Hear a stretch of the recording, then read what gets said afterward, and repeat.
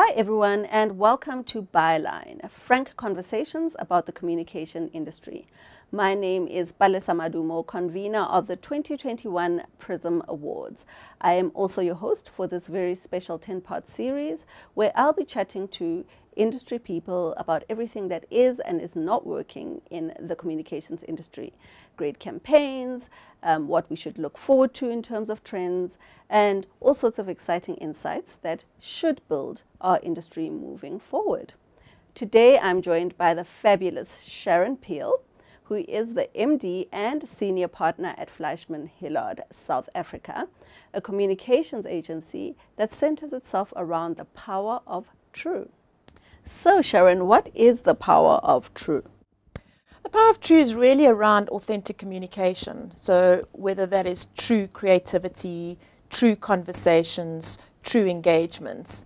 I think what's really important for us around authentic conversations right now in the corporate space is it's no longer just enough to do storytelling, but it's about story doing. And it's about how corporates are showing up and really demonstrating action against the positions that they've taken both in society and in the industries in which they play. Fantastic. It's very interesting. It's an interesting take on authenticity and on storytelling. Absolutely. Actually. So new media is on the rise. And we know that it has caused various crises, whether they individual crises or brand crises. What can we do to treat it in such a way that is positive rather than a threat? I think what's really important is we talk about new media, and I think that you and I can both agree that it just constantly shifts and changes. And I think what's really important is understanding where our audiences are. And there's that wonderful saying is if somebody's put it out on one channel, don't go and answer the question on another channel, is really engaged. So I think that's what's important, is to understand where new media fits in and the role of that. I think more importantly about new media for me is something that we place a lot of attention on is around listening to hear as opposed to listening to interrupt. And I think that gone are the days that you should be caught by surprise in terms of the issues and the crisis that you potentially face. If you are constantly listening out there, there's all types of tools and ways, but we should really be listening to hear about where our audiences are, what is concerning them, where are they engaging, and then understanding how do we respond, if we respond, and in which manner that we respond. So really listening to hear, not to interrupt, and then making sure that we use this new media in the right way. Absolutely. And I like to focus as well on the individual. For example, I saw a tweet this morning about Clubhouse, and if you get invited to Clubhouse or if you invite someone to Clubhouse and they misbehave, you get kicked out of Clubhouse as a result of that person's bad behavior. So there's a whole lot of personal reputation that you actually carry around with you, whether you are working at a corporate or you are just tweeting on a Sunday morning. And I think it's just fascinating to see how instant reactions are these days. And I think it goes back to that call-out culture. I think that people need to be held accountable for behavior, and it's no longer enough just to say, you know, well, that's my personal feeling and belief. Exactly. I think you need to be really cautious about how you show up in the media spaces. There was the whole argument around, let's not even talk about the privacy of WhatsApp, but remember when you put groups together, is who's responsible for managing the rules and the regulations of that group. So I think all these things are, people are really placing a lot of emphasis that we behave in a responsible and a respectful manner. And I think that maybe with the advent of social media and how quick we are to respond, some of those things have gone out the window. So I think it's coming back to how do we behave in a respectful and decent way, back to basics, even though technology is going ahead. So it's quite interesting and ironic, actually. So Byline has worked with the World Economic Forum's Africa meeting for 2 years in a row now. I'm quite interested to get your biggest learnings in working with a client like that. So just on that, actually Fleischmann's enjoyed a relationship with World Economic Forum for probably over 10 years. Ah, so okay. it's really been a wonderful journey And so we would work with them in terms of their media house.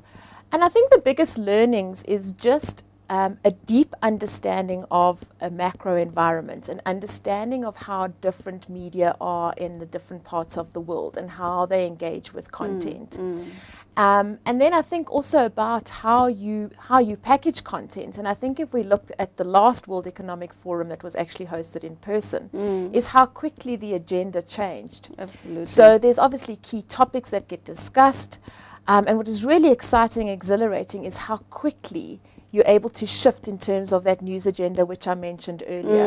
And so really understanding it was a live environment where the agenda changed literally overnight. And how do you then shift your newsroom and your content strategy to be relevant while still driving the overarching agenda of discussions? And absolutely, and I think just the importance of the societal impact of the outcome of those type of meetings is critical as well. Absolutely. So let's talk crisis, preparation versus reaction.